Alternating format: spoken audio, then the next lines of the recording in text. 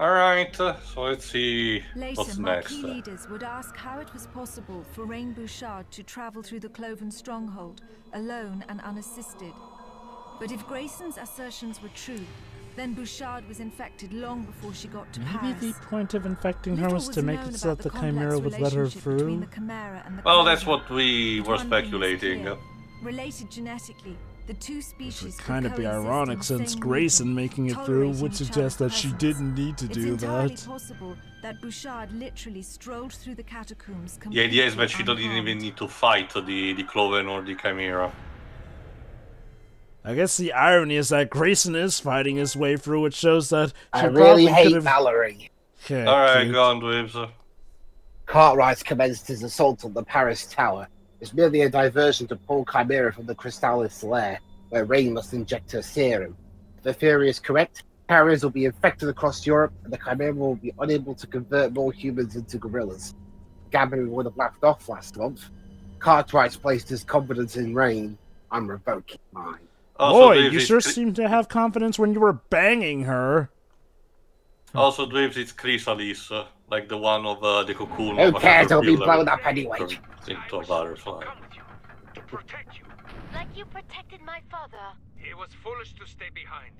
I did everything within my power to get him out. Rain. Rain, come in.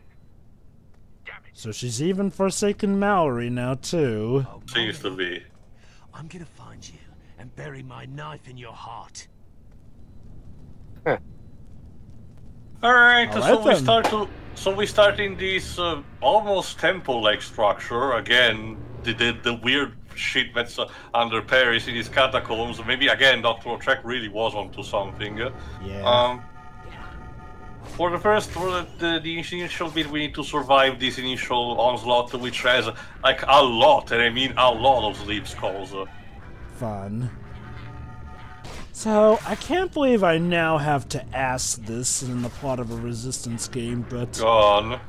I assume that you aren't at risk of becoming a Chimera if you have sex with somebody who's infected. I don't, the game doesn't really expand on that, Jova. Hell, like I said, the cut to black is so sudden that for all we know, they didn't even went through. Like, for all we know, you know, Grayson just told her to fuck off and she went through, but sure, the dialogue seemed to suggest that there was some level of intimacy, but nothing shown. We only see her, you know, removing her jacket, you know, on her back, which even for the time being, it was a bit of a restraint in terms of fan service, admittedly. And then we cut to black. And Grayson doesn't really mention the fact. I am curious, was there like some rushed development? Because this last bit feels like things were rushed. I can tell you it's only that one that does it. Oh yeah. That's that's why I asked, because this bout of rushed nature feels like it comes out of nowhere. Like everything else, for the most part, felt like it was at a properly paced start. I was about to say, but even the ending part of the game actually, you know, still makes perfect sense at the end of the day. It's just that one bit. It's like the game at one, you know, point decides to brain fart for some reason. And like why leave it ambiguous? Like, I don't feel like there's some big narrative significance of making it vague on whether or not they banged. Like the fact well, that again, I will wait until the end of the game before saying that. You know, we're not done yet. Interesting. I mean, for the time being, we just need to. This Titan is kind of invincible for these first few seconds because he's supposed to be part of a scripted event where he actually makes your platform collapse under you. Cute.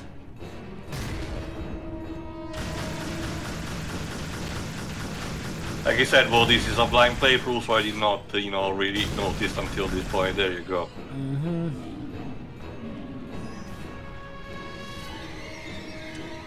How would you say the jumping is overall in this game? It's completely tied to the surfaces. You know, I don't have a dedicated jump button, similar to not having the sprint. So the platforming is done in context-sensitive places where Grayson climbs out. So you literally did have to wait for that guy to blow up the wall for you to pass. Essentially. I couldn't even jump on that cover. Normally I could, but not for that. Oh, come on! Really? The machines were hiding in the water. I could just imagine it. I know our mechs may get waterlogged and everything, but it's so worth it to totally prank the guy who tries to come by. Like, you know, it's not even like water-based Chimera, it's literally machines. Yeah, they're basically just drones, they're not even piloted. Weird. But yeah, no, I'll admit, I've always had a mixed feeling about games that restrict your jumping this much. This is because this is not really a platformer, you know, in general. It's more a cover shooter without having to be super acrobatic, you know. And, you know, I do get it. You know, it's not one of those games where our protagonists can, like, do double jumps or Square Enix tier flips or whatnot, but I feel like at the very least it should be allowed for him to be easier to progress without having to wait for an enemy to blast a wall that he could easily just parkour over. Anyway, piece of intel. Again, I'll explain these, you know, at the end. Gargoyle. A subverge one at that.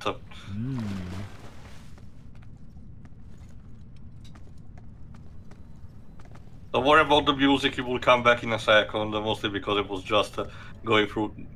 Don't think I haven't seen you.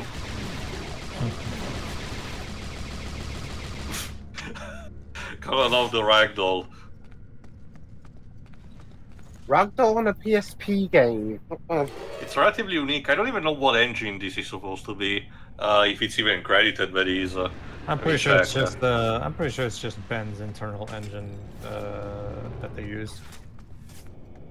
Most games that were made pre-HD consoles, because I mean, for all intents and purposes, what this is, because the PSP was basically like the PS2, right? Yeah. Now, back in those days, I mean, there were engines like renderware and stuff like that. Like Sonic Heroes used renderware, GTA used renderware. But back then, games were a lot more common to have their own custom engines because games were a lot easier and quicker to develop for. Nowadays, of course, there's the standard of most games using either Unreal or Unity. But back then, it was a lot easier to just make your own engine. That way you wouldn't have to pay a fine to Epic. Oh, Jesus. Oh, snap. Two of them. Thankfully, they're terrible shots. That's because, again, they're using, you know, a rapid fire machine gun, so it's more about spray and pray than anything. And if I use the Auger Shield, I basically covered for the, you know, against their fire. I could see this being a major carry in multiplayer. I don't know if you could play as that particular class of Chimera in multiplayer. Oh, I meant more so the Ogre Barrier plus Ogre Weapon technique you were doing. Oh, okay. Again, I do not know how it, if it functioned, you know, identical or not, but, you know, who knows.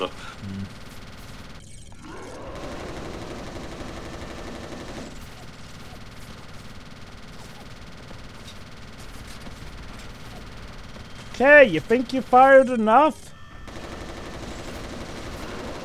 Think so.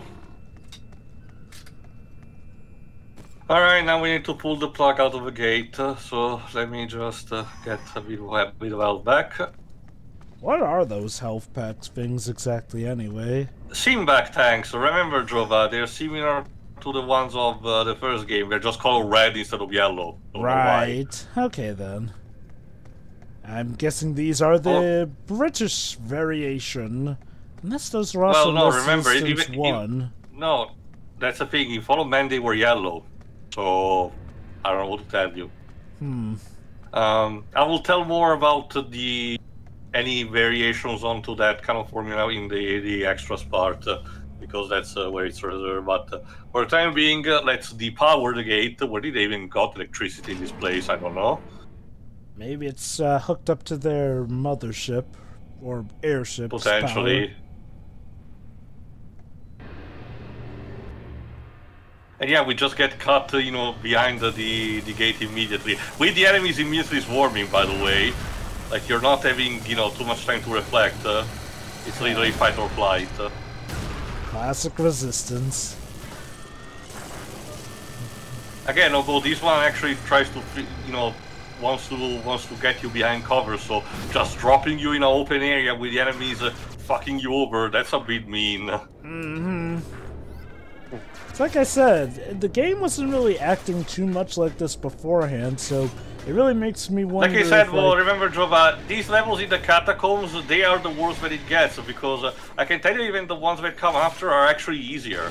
It's just a case of that one level syndrome. In that case, I wonder if maybe it's just a result of the catacomb levels being more narrow, essentially, less room to breathe. Yeah, literally. potentially. I cannot even tell if it was a case of, oh, this level was intended originally to be the last, because no, I can tell you that, oh, come on. The final level was supposed to, the final level is very definitive, you know, the way it's done, so...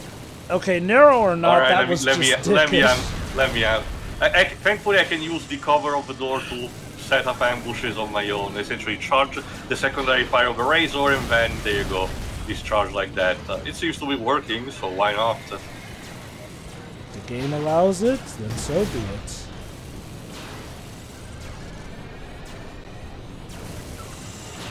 It's like with some call me Johnny farming for energy tanks in Mega Man. Mm-hmm.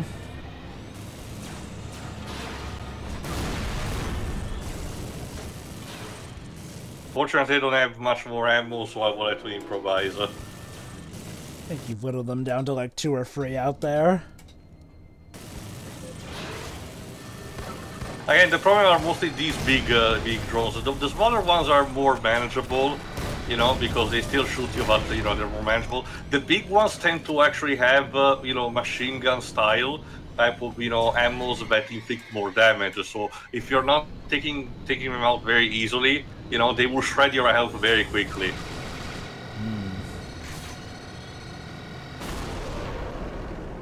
All right, let's take the elevator when it comes, and of course. Never any shortage of these guys.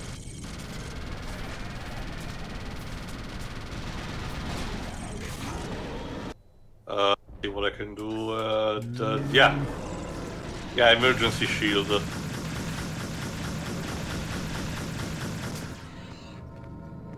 Okay. I can take the elevator. So who's next?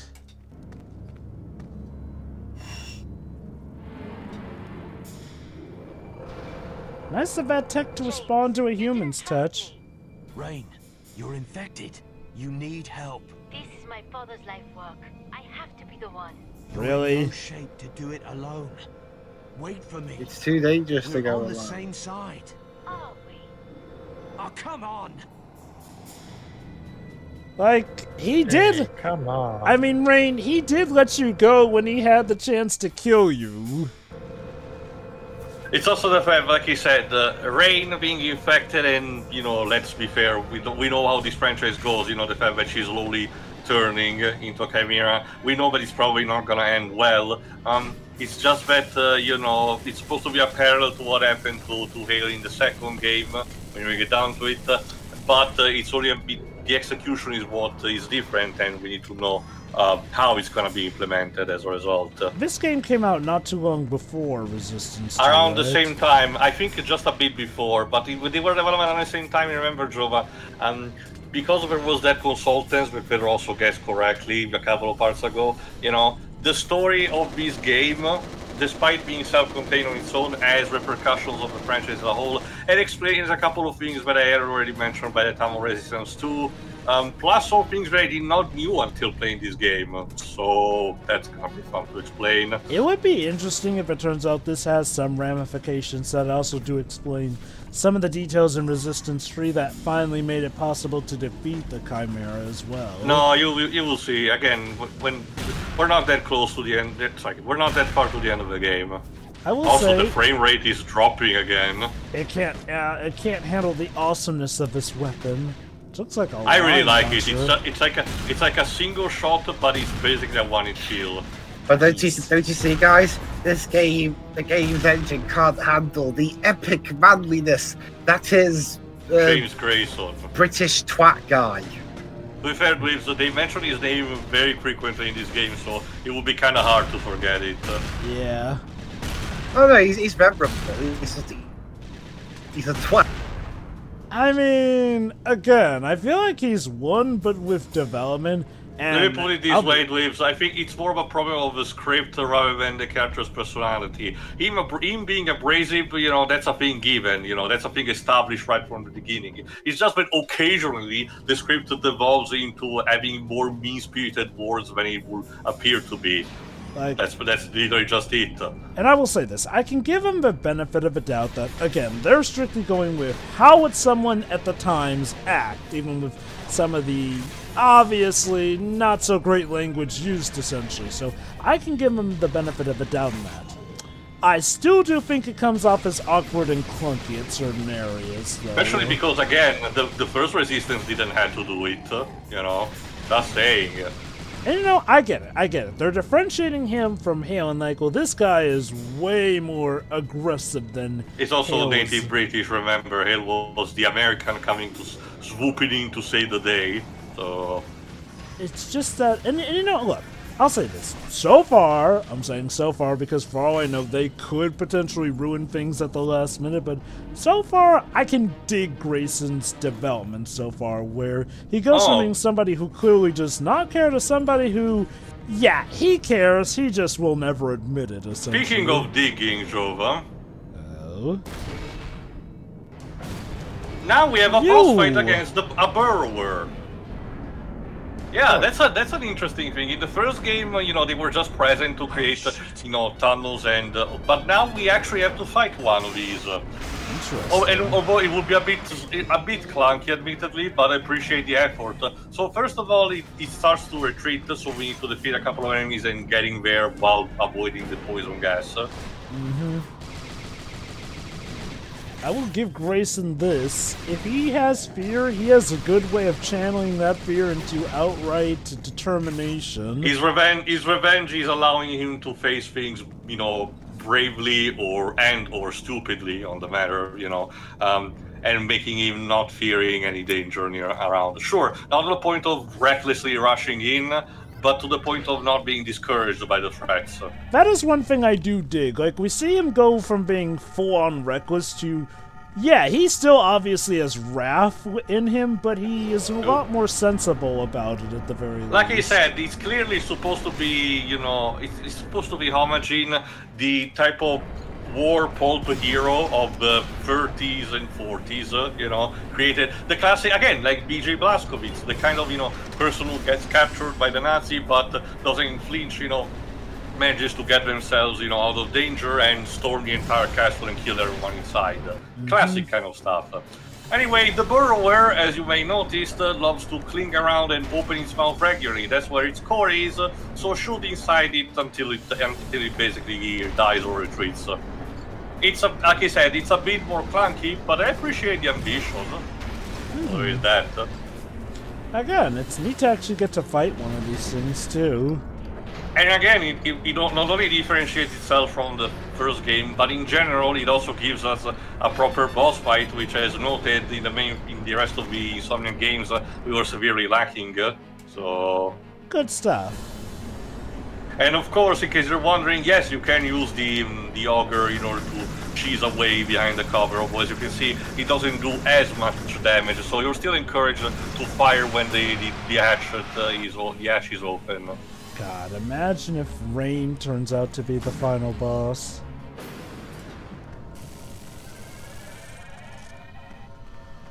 We'll see. Alright, now more draws, because of course, this last phase is actually the hardest because there are drones flying around. Thankfully, they don't seem to spawn endlessly all the time, so at one point they will kind of stop coming, so you can focus entirely on the burrower.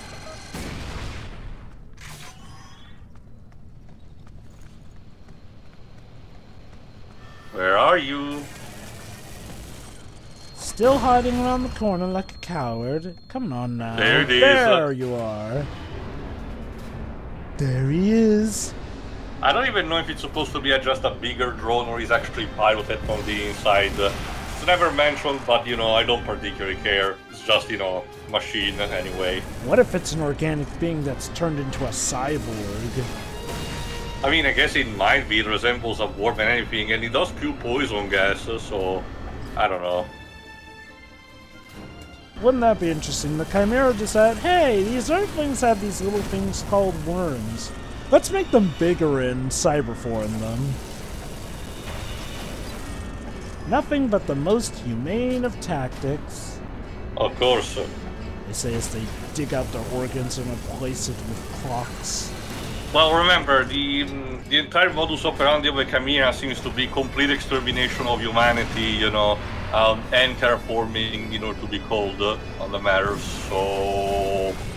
And by extermination, again, that can include literally turning humans into one of them. Yes, because again, it's part of the equation. Also, if you noticed, yeah, again, like what I said before, that drone cheesed through most of my health very quickly, because I did not pay much attention to it.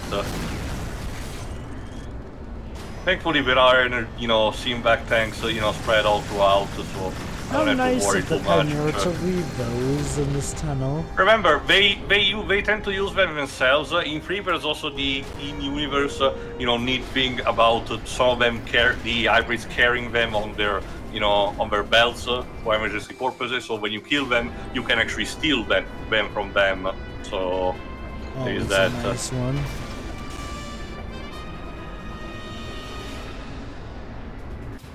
Let me see, I'm out of rockets, so... Yeah, let me try, if I recall correctly, I'm gonna try to use also the grenades. Because again, the one unfortunate thing is that it might be a bit too spongy, the interior of the core, and you have to watch out also for the poison gas, which gets spewed constantly, so... Thankfully, the game allows you to backtrack a bit in order to, you know, get supplies. If you need to, but the warrior will not follow you or try to attack you from a distance, so it will just quietly wait there. Wonderful. Walk without rhythm and it won't attract the worm indeed. I don't think Timothy Chalamet or Kyle MacLachlan make a good protagonist for this franchise. Something.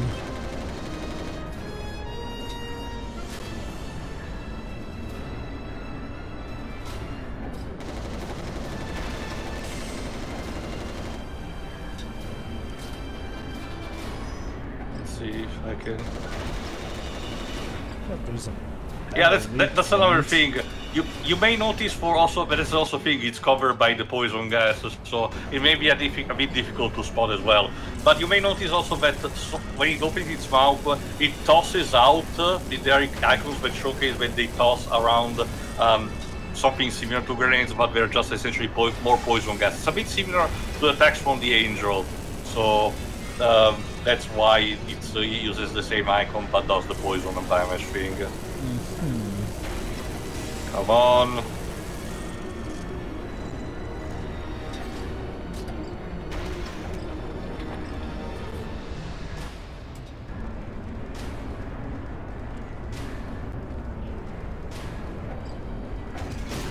Are you son of a? Okay.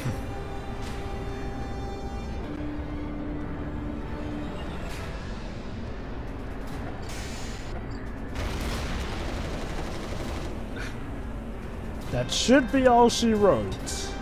No, just that one, just a bit more. There we go. Hold on. We need a one-liner to complement. Okay. Choke on that, you big iron bastard. 5. It's okay. It It's technically okay, but could have been works, better. But yeah, could have been better. Definitely could have Cloven been were better. in the catacombs to gain access to the hundreds of thousands of human bodies that were being stored there. Okay, this is where Later, things we get wondered interesting. If it was just an easy food source, or if there wasn't some reason, some ritual born of the Cloven's hive mind that would be forever inexplicable to us. All Grayson knew was that Bouchard, followed by Mallery, had left the abandoned processing complex beneath the city and was heading towards the Chimera tower that she called the Chrysalis Lair. It would take everything he had to find her. All right, so let's continue. Yeah, this Bury is... the borrower. Go on, Dweebs. I was recruited by the Marquis to help Rain destroy the Chimera, not help her become one. She has her father's serum both in her vial and in her veins. Will she use the vial against the Chrysalis? Will she affect the carriers and put an end to this? I no longer know, but I know this. If she won't, I will. And God help her if she gets in my way. I've never let my feelings for someone stop me from doing what has to be done because I've never really had feelings for anyone. Again, she's motherfucking Grayson. Bitch. Again, you sure seem to let those feelings get in the way when she stripped naked for you. Yeah, oh goody, more cocoons to actually blow up. Let's try to take care of them first. I guess we can assume that the way that digger was going is the right way. Well, the way it came from, more than anything. Remember, we're under Paris and we need to actually proceed, under it until we reach the Chrysalis layer, which is the local tower. Also, these tunnels remind me of the tunnels on Sewer Shark. Thankfully, they're not, difficult to navigate through. How many of you were in there? Let me check, actually. Ooh, who was the publisher for Sewer Shark? Sega themselves? I don't think so. Digital Pictures. Which I'm guessing has folded these days. Yeah, obviously. Let me see. Oh no, publisher Sony Imagsoft. So technically Sony owns this thing now. Good to know. Most likely, well, a lot of Digital Pictures, Sony probably allowed those licenses to expire by this point. Is there a huge demand for Sewer Shark's return? Well, considering we just recently got a remaster of fucking Plumbers Don't Wear Ties, I don't see why Sewer Shark can be remastered too. Yeah, the FMV games are kinda making a comeback, although their quality still is not particularly good. Dark Lord Jedi has reviewed a couple of them, and they're not good from the ones that he has seen. But they also remasters and repropositions. There's another one that is called like American Hero, I think it's called. That also, is not particularly good, but restoring it allowed to restore cut content at all present, so there's always a lot of dedication to it. But so in general, Jova, I wouldn't be too surprised because Sewer Shark is relatively known if it gets, a re-release of some kind at some point. I don't think a company like Night Dive can actually do it because they seem to be more specialized in, 2D/3D first-person shooters, kind of like the old school Doom, so it's a bit out of their league, but who knows? Recently, they have announced that they're, doing a re-release of the Thing video game for reasons that escape me. Remember, Night Trap was also a Digital Pictures game published by... Except Night Trap was actually published by Sega instead of Sony. But potentially Screaming Villains, the publishers of the Night Trap remaster, can possibly do Sewer Shark as well. Yeah, I guess so. So what is the appeal of Sewer Shark? There's not really an appeal. It's more the case it was popular because it was reviewed by people like Spoony back in the day. It's even by FMV game standards, it's a really shitty one. So you're literally confined in a small spaceship and you traverse through the sewers to hunt down this predator. Although this is important. Thousands of them. Women, sisters, daughters. All I wanted to do was avenge my brother. But I was being selfish. I see that now. He's having an epiphany. Or do you still intend to murder them all? Hell yes. I'm gonna wipe the Chimera from the face of the earth. Sure you are. I mean, it's a good goal to have. He's gonna try at the very least. Anyway, okay. I guess I can start talking about this because it's gonna. In case you're wondering, this banter is Cartwright, having to still resist outside with his troops. Again, something similar happened in the climax of Fall of Man, if you forgot. The remaining levels will explain it a bit better, but I guess I can start talking about it now. Remember how I told starting from the first game, that the conversion process seems to be non-discriminative, and the Chimera transform you no matter who you were? Apparently I was wrong, because apparently this game introduces this.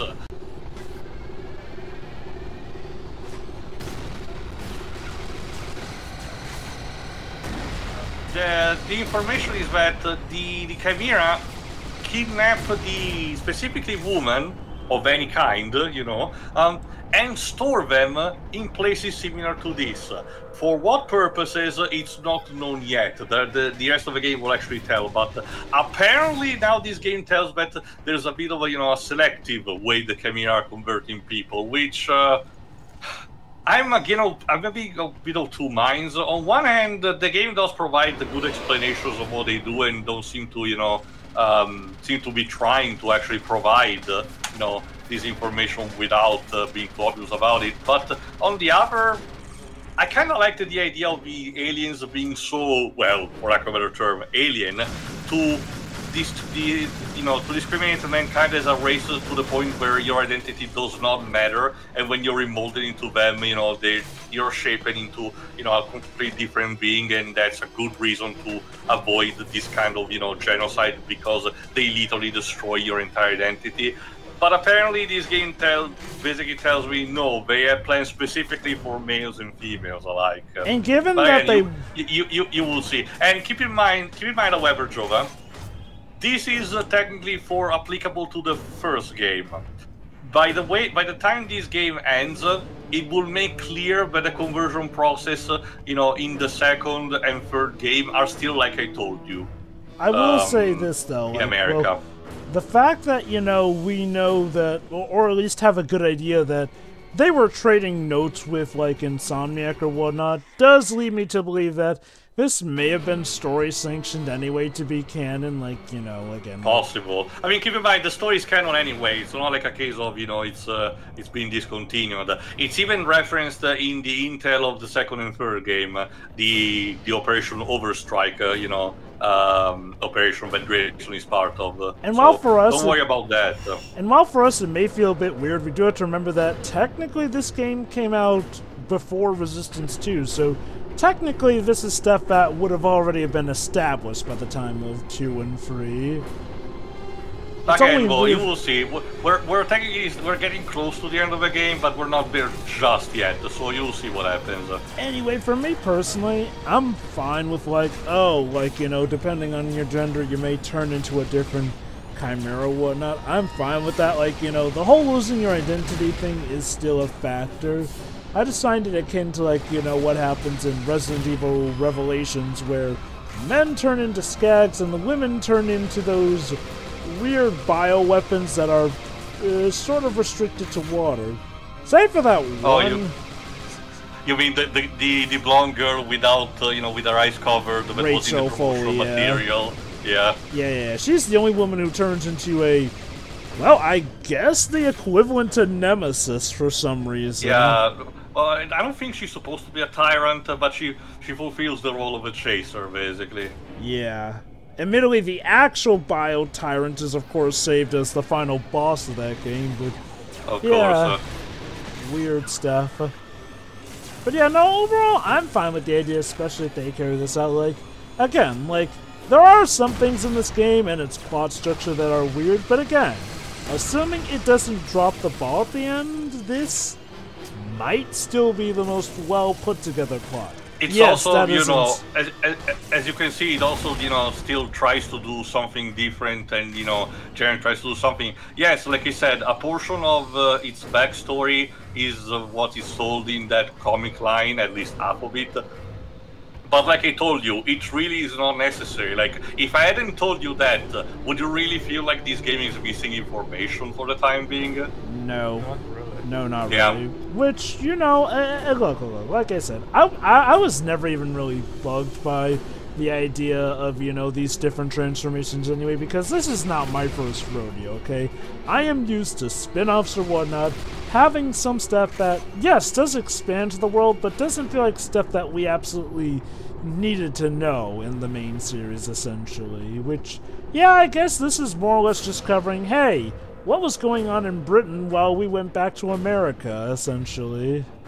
Again, remember, by the end of Follow Many, Britain was technically safe. This is basically the British taking the fight to the rest of Europe. And I can tell you that by the wait's end, I do wonder if more of these was actually planned at some point, because our efforts do work on a local level, so part of Europe is still, has to be retaken. And by the end of 3, of course, we know that it will succeed, but, maybe Burning Skies addresses? Burning Skies, like he said, is set during the early days of invasion in America in New York. So, no, not really. What I checked a bit more on what the Burning Sky story is, and I can tell you that it expands upon a concept that I thought was just barely talked about. But I can mention here the Grey Tech. If you recall, at the end of 3, one of the last entry diaries of Manikov that Herbert was actually talking about had this term called Grey Tech that did not know what it was, and I thought it was just a sequel book type of thing. Turns out that no, Grey Tech is the official nomenclature that the SERPA uses to talk about SCP-esque objects that are not part of the Chimera, but they're still alien in nature and are found scattered throughout the world. So basically, it's mostly associated to the collectibles, that you find.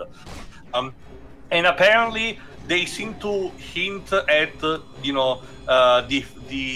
confirmed the theory that Manikov was having, that the Chimera are actually escaping from a bigger species that's actually chasing them, and that's why they're so aggressive towards their conquest of Earth. It's never elaborated that much upon, but from what I've seen, I heard the Grey Tech plays a bit more of an impact, in Burning Skies. But my point also is, again, between this and also, again, Burning Skies, like I said, the potential for spin-off in this franchise is practically limitless. Just have it set at any point of the invasion in any part of the world and see how, each country deals with this kind of thing, with this kind of, event. So, again, I wouldn't mind something like this, in the future, just, and it even allows the possibility for, proper diversity justified in universe. Like I said, there have been reports of what happens in places like Africa or Australia, for that matter. Japan being close to Russia meant that it was one of the early countries that fell, even if they were, if you remember your history enough, they were close to already with the imperialism that they had. So if they had allowed to go through, they would have still retained, a more authoritarian regime compared to the other country, which the games do make a point to mention that the rest of Europe did not fall into fascism, like in the real world.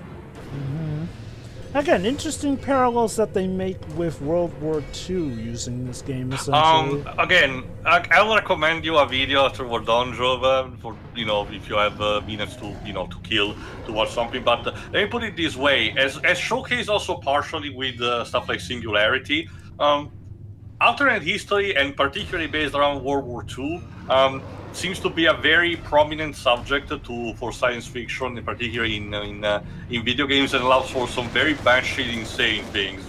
I am not surprised. Wolfenstein definitely kickstarted that in terms of gaming. True, but Wolfenstein takes also inspiration from Indiana Jones and, adventure stories of the 40s, kind of similar to the ones that Captain America, Daredevil, or the Blue Beetle tended to have, the idea of let's send, our super soldiers in Germany to punch Hitler in the square jaw, But Wolfenstein, again, tries to be more inspired also by more modern iteration of Captain America and Indiana Jones, with the idea that those wacky Nazis tend to go around and try to flirt with the occult or, some weird machinery for the sake of, augmenting their own power. Basically, for the time being, you're in this elevator yard and you have to survive a bunch of hordes that actually, go around you. So I'm talking about mostly Jova instead of scenarios that have changed things radically. Like in this case, like he said, because of minor circumstances, World War II was literally prevented. Because remember, the Chimera did started, the invasion at the end of the 30s, early 50s. When Hale enters the scene in the UK, that's a bit after the Chimera conquered the UK, and by that point, Europe is already conquered. So there was literally no time, and by the but even in every case, the backstory basically just says that the nations after World War I decided not to be dickish towards, towards countries like Germany and Austria, for example, and as a result, that did not create the resentment that, favored the right-wing movements. So there is that. Again, it's something unique, admittedly. That it is. That it is. All right, who's next?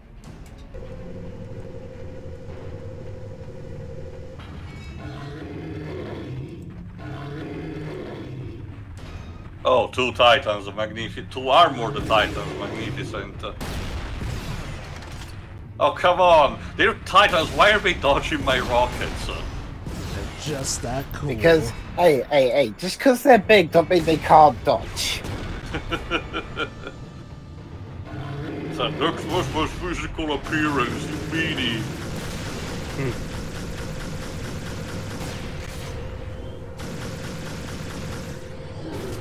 Can they actually hit you through that shield? Only with physical attacks. Remember, the shields can only be perforated by another auger fire. So that's what you need to watch out for. If there are enemies with augers, that your shield, popping a shield will do nothing. But even Titan weapons cannot pierce through. But if they get close to you and perform a physical attack, yeah, that's gonna hurt. Classic thought process. A shield, an energy shield, works on frequency base. Frequency base, as in the particles are moving very fast to the point of, reducing the mass of the object and the energy that it provides. But a physical attack basically trounces that. Mm-hmm. Oh, god damn it. Oh snap, it's a Metal Gear. Or rather, a hammer. But still. Metal Gear, yes. Oop. At the very least, the game did not have a quip of Grayson say, "Oh, thank goodness you didn't notice me," and then immediately, the cover got destroyed. At least we avoided that. But yeah, now you have to deal with the hammer and 2 auger weapon enemies. So sometimes ahead. You cannot stay too much in the open, but you cannot even hide behind cover. So pick your target quickly. Do you have a melee option at least? If you get close to the enemy. Because I wonder if maybe a trick might be to get up close to an enemy, plunging them quickly and whatnot. It might be a possibility, but as you can see, all the enemies tend to be very, very fast anyway. The other enemies tend to be very susceptible to the Razor secondary fire, so you might want to pop that, if you want to try to one-shot them. I think one good way to definitely get the drop on the hammer is get behind it, since it doesn't seem to have a rear gun. Oh god, the seizure Whoa! rocket again. Right, almost forgot about that. Sure. That's literally his last words. We'll get him next time. No, knowing Grayson will probably be, you bastard or something like that. Oh, you motherfucking bastards! I'll kill you yet. Yeah, God rest the British gentleman or something. You man of delicate vocabulary. No, Drova, he's like the Fixer in Holy Terror. Truly a gentle soul. Yeah.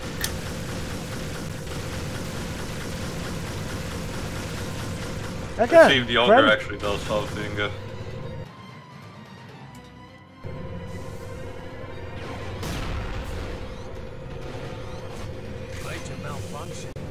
There we go. This one's a bit better. Yeah. Alright. You're working on him, Grayson. You're working on him. And thankfully we seem to have found another hammer, that's not piloted. You know what that means? Mine. Basically. I'm approaching the lair. Going silent now, James. Leaving my radio behind. I don't need the distraction or temptation to turn back. That is absolutely what a sane person would do at that point. Help you deliver the serum. Goodbye, James. Rain, no, don't! Oh shit. Mallery, if you're close, try and stop her. Come on. Okay, that is interesting development. The fact that as much as he despises Mallery, he's even willing to turn to Mallery for help just to save her. Just for that, yeah. Again, Grayson prioritizes, you know, the war effort more than anything.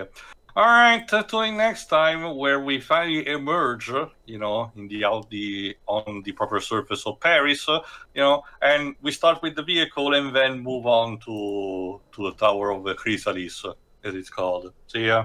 See ya. Bye.